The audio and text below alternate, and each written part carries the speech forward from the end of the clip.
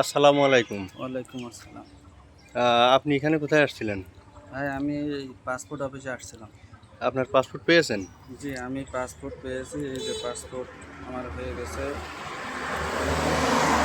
ও আচ্ছা, পাসপোর্ট করেছেন, আপনার উদ্দেশ্য কি? উদ্দেশ্য ভাই, আমি পাসপোর্ট করলাম, বাংলাদেশে কাজ কাম নেই, বিদেশ যাব, জন বেচতে যাব, বিদেশে চলে যাব, এই দেশে আর থাকবো না। এখন পাসপোর্ট হয়ে গেছে, আমি মনে করেন যে বিদেশের অর্ধেক চলে গেছে।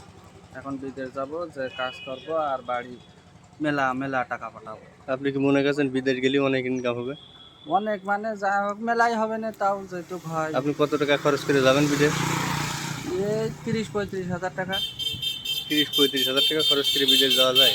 হ্যাঁ, আবার নিয়ে যাবে কয়েছে, আমার তালই কয়েছে যে ৩০-৩৫ হাজার টাকা হলে আমার নিয়ে যাবেন। ৩০-৩৫ হাজার টাকায়? এ তিরিশ তো পঁয়ত্রিশ হাজার টাকা নেওয়া কয়েছে যে কাজ আছে, ভালো কাজ আছে, বাসা বাড়ির কাজ, খালি কাজ করতে হবে ওখানে, খালি কাজ আর কাজ।